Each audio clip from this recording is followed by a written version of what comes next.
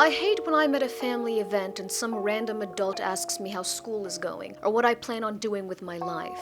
Excuse me, ma'am, but I'm just here to shovel lasagna into my mouth and gently fondle the kitchen utensils when no one is looking. As for my future, bold of you to assume that I have any grasp on the concept of time. Do I barge into your Kia Sorento and ask you questions about your life, Karen? No, I don't, because my lawyer has informed me that I cannot do that anymore. I have absolutely no idea what I'm doing with my life, and my disconnect from others in my age group is only worsening. I'm continuously perplexed by the actions of teenagers. For example, last Saturday I was loitering inside of my local Barnes & Noble, aggressively touching the spines of the books in the mystery section, because that's where the security cameras are located and I want the staff to know what I'm doing, when I suddenly peered out of the window and noticed some youths.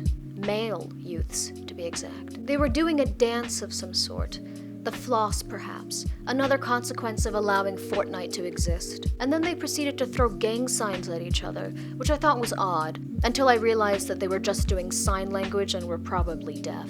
Now, I'm scared of many things. Mannequins with anatomically correct genitalia, packs of Caucasian men wearing polo shirts, but by far, the top of the list is middle and high school-aged kids. I'm terrified of anyone between 12 and 18, especially because they always seem to be moving in packs like wolves or locusts. I worry that they'll see me and mock me for my delicate wrists and weak shin bones. I've only interacted with young kids outside of my family a handful of times, each experience more bizarre than the last. There are two instances in particular that come to mind. The first being when I was a freshman mentor, because as you can see, everything about me screams good influence on the youth. During this time, one of the kids I was mentoring came up to me and said that based on the way that I talked, there was a 91% chance that I was a lesbian.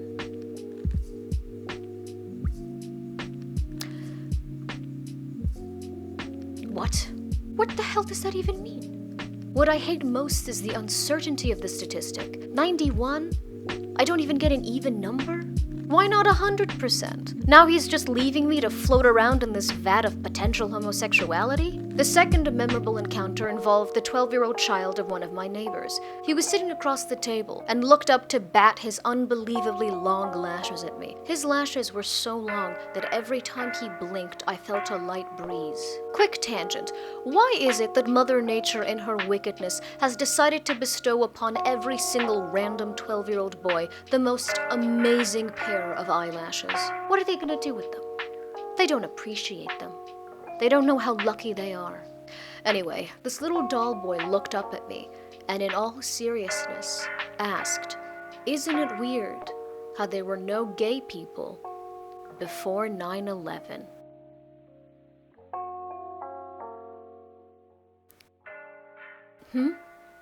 You ever hear a statement that is so dumbfounding that it rings in your head for a couple of hours? What does he think even happened? That the second tower got hit and then all of the gays emerged from their cocoons? I'm honestly considering getting this statement tattooed on my body. I'd say that at least 3/4 of my interactions with people in my age bracket have ended poorly. This is quite concerning considering that I'm not much older than these kids. And frankly, it's not that I don't like children, it's that they're kind of really scary and mean sometimes. I mean, so are adults, to be honest with you. But at least you can kick them in the kneecaps and get away with it legally. The more I listen to teens and tweens speak, the more I realize that I have no idea what they're talking about. The more that I think about it, it's not even just teenagers, it's everybody. I don't know what anyone is talking about at any point in time, ever. And I don't think I ever will. I'm at an age where I haven't felt pure, unadulterated joy since the market crash of '08, and I'm expected to map out my entire life before I'm 22. I don't like this concept. Nay, I am offended by it. I am utterly terrified and uncertain of the future and most of the people around me.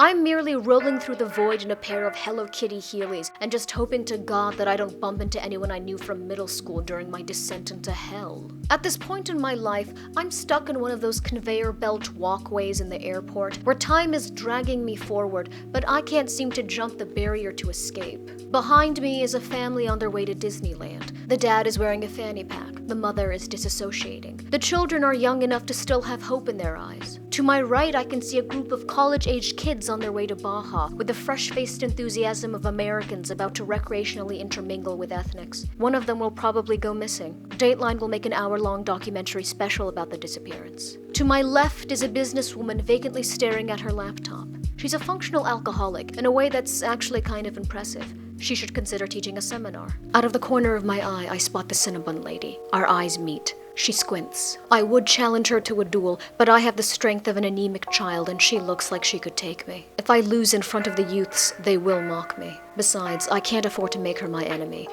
I want to get a Cinnabon later. I don't know where the conveyor belt is taking me, and I don't know how long it will take. All I know is that I am terrified. And to make matters worse, I don't think I have enough loose change for a Cinnabon.